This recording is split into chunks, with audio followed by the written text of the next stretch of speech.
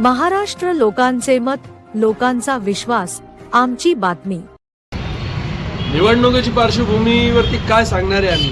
जे सांगणार आहे आता जनता ही 15 तारखेला सांगणार आहे, 16 तारखेला निकाल येणार आहे आणि भाजपच विजयी होणार। एकंदरीत शहरातल्या वातावरणावर हे घडामोडीवर काय सांगतो तुम्ही? जसं की प्रत्येक ठिकाणी क्राईम वगैरे चालू आहे, अनेक ठिकाणी आपल्या खुनाच्या घटना झाल्या आहेत, व्यसनाधीन वाढते। काय झालंय, जनतेचा आवाज 10 वर्ष दबला होता, कारण की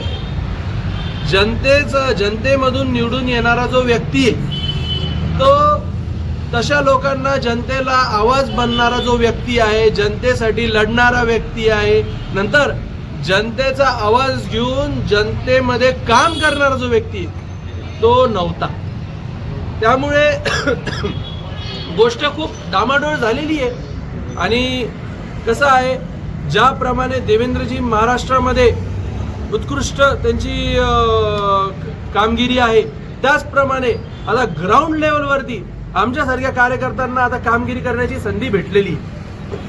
तर बस आता जे पण क्राईम आहे, नशा आहे, नशाच्या विरोधात तर आम्ही काम पहिल्यापासून करतोच आहे। आम्ही स्वतः व्यसनमुक्तीच्या विरोधात काम करतोय। तर जे पण काही आहे तर आता त्याच्यासाठी आपल्याला लढायचं आहे आणि काम करायचं आहे। आणि हे जबाबदारी फक्त आणि फक्त उमेदवारांची नाही, तर ही जबाबदारी आमच्या सोबत आणि आम्हाला निवडून आणणाऱ्या आणि आम्हाला आशीर्वाद देणाऱ्या जनतेची पण आहे की त्यांनी योग्य लोकांना निवडून आणावं आणि भाजपला निवडून आणावं। आणि भाजप हे आतापर्यंत जे पूर्ण विश्वमध्ये जे भाजपचं नाव करतंय स्वतःचं आणि राष्ट्राचं नाव करतंय, मेन म्हणजे प्रमुखतेने, तर त्याच्यासाठी आपण सगळ्यांनी मिळून राष्ट्रहितासाठी भाजपला निवडून आणावं। आपल्या जे ते उशाला धरण आहे तरी लोक जे आपल्या इथं पाण्यासाठी तरसत आहेत, 8-10 दिवस पाणी मिळत नाही, यावर आपली भूमिका काय? आता जे पाण्याची समस्या आहे, त्या पाण्याची समस्या इतकी गंभीर समस्या आहे। अहो, तुम्हाला मी सांगतो, जेव्हा देवेंद्रजींनी 1600 कोटीची योजना आणली होती पाण्यासाठी, छत्रपती संभाजीनगरसाठी, तर मध्ये ज्यावेळेस सरकार आपली नाही राहिली, सरकार गेली होती, त्यावेळेस या उबाटा सरकारने पाण्याच्या या योजनेला स्थगिती आणली। का बरं? यांच्या फायली फिरू लागले। गव्हर्नमेंटच्या फायली हे मंत्रालयामध्ये असले पाहिजे, तर त्यावेळेस या फायली बंगल्यांवर कस काय जाऊ लागले नेत्या मंडळींच्या? हा सगळ्यात मोठा मला प्रश्न आहे, ज्यामुळे आज नागरिकांना त्रास होतोय। अहो, आम्ही सगळ्या गोष्टी सुरळीत करण्याचा प्रयत्न करतो, पण तुम्हाला सांगतो, ही जी कीड लागलेली आहे, जी देशाला आतमधून जी खाती, ही कीड, या कीडचा आपल्याला नाश करायचंय। त्यामुळे या लोकांमुळे जनतेला पाणी भेटलेलं नाहीये। खरं तर जनतेचा आक्रोश मी तुम्हाला सांगतो या लोकांवर इतका आहे, जनता मूर्ख नाहीये। त्यांना वाटत असेल की ना आता भाजप सरकार आहे, पाणी कुठे, तर जनता मूर्ख नाहीये। जनताला माहिती आहे, मध्ये ज्यावेळेस भाजप सरकार नव्हती, यांनी पाण्याच्या या 1600 कोटीच्या इतक्या मोठ्या यंत्रणांना यांनी स्थगिती आणली। आणि त्याच्यानंतर यांच्या स्थगितीमुळे झालं काय, जी योजना 1600 कोटीची होती, आता त्याचे भाव वाढले मार्केटमध्ये, ते 2700 कोटी झाले। हा टॅक्स पेअरचा पैसा आहे।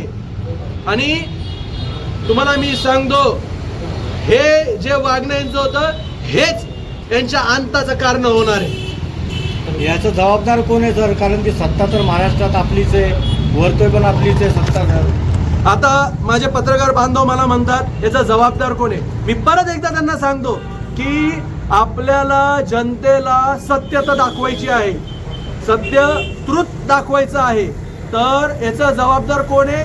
तर तुम्ही अभ्यास केला पाहिजे। माझ्या पत्रकार बांधवांचा कदाचित अभ्यास कमी पडतोय, जे मला म्हणतात जबाबदार कोण आहे, त्यांनी अभ्यास केला पाहिजे की योजना आणणारे कोण आहे, योजनाला स्थगिती करणारे कोण आहे, नंतर परत जी योजना थांबली होती त्याला परत चालवणारे कोण आहे, हे तुम्हाला माहिती असलं पाहिजे आणि जनतेला हे माहिती। कोर्टाच्या गाईडलाईननुसार महानगरपालिकाचे आयुक्त काम करीत नाही, लोकांनी खरेदी केलेलं माल वागतायत, त्यांना मोबदला दिला जात नाही आणि फक्त DDR घ्या असं म्हटलं जात आहे। यावर आपलं मत काय आहे? यावर माझं मत हे की ना 10 वर्ष जनतेची आवाज महानगरपालिकामध्ये लढण्यासाठी कोणीच नव्हतं. आता ही संधी आपल्याला भेटलेली आहे. योग्य व्यक्तीला भाजपला मतदान करायचं आहे आणि जे अधिकाऱ्यांचा जो मुर्जोरपणा आहे तो संपवण्यासाठी जनतेचा हा दांडा त्यांच्या डोक्यात बसलाच पाहिजे. आणि त्यासाठी मी म्हणतो की भाजप सरकारला आपल्याला निवडून आणायचं आहे. प्रत्येक अधिकारी त्याच्याप्रमाणे मॅनेज करतो, पण एक तुम्हाला सांगतो, हे डेमोक्रेसी आहे. डेमोक्रेसीमध्ये आपण फक्त ब्युरोक्रेसीच्या भरोश्यावर चालत नाही, तर राष्ट्र चालवण्यासाठी ब्युरोक्रेसी, डेमोक्रेसी आणि मीडिया, जवान आणि किसान यांच्या साथनी डेमोक्रेसी चालती. आणि याच्यामध्ये काय झालंय, कोरोनाच्या काळामध्ये जे इलेक्शन नाही होऊ शकले आणि त्याच्यामुळे जे लांबले गेलेले आहे, त्यामुळे जे आज अधिकाऱ्यांना जो त्रास होतोय आता याच्यानंतर होणार नाही. शेवटचा आणि प्रश्न. एकदम एक मिनिट संपू द्या मला, ते होणार नाही आणि खूप स्मूथली चालेल. शेवटचा प्रश्न, महापौर कोणाचा होणार आणि त्यांच्याकडनं काय अपेक्षा आहे? महापौर जे आमचे वरिष्ठ ठरवतील, मी तेवढा सक्षम नाही की भाजपचा निर्णय घ्यावा. जे आमचे वरिष्ठ ठरवतील, हे आमचे संस्कार आहे, जे आमचे वरिष्ठ ठरवतील आम्ही त्यांच्या शब्दांच्या पुढे. आता मतदारांना आपण काय आवाहन करणार? मतदारांना हेच आवाहन करायचं, निर्व्यसनी, चरित्रवान आणि तुमच्यामध्ये मिळून मिसळून राहणारे आणि तुम्हाला समजून घेणाऱ्या उमेदवार म्हणजेच भाजपाला, कमळला मतदान करा. कारण की एकमेव पक्ष आहे जिथं हायकमांड एखादा परिवार नाहीये, जिथं हायकमांड स्वयं तुम्ही स्वतः आहे. हो, आपलं नाव काय? माझं नाव हर्षवर्धन संजय केनेकर.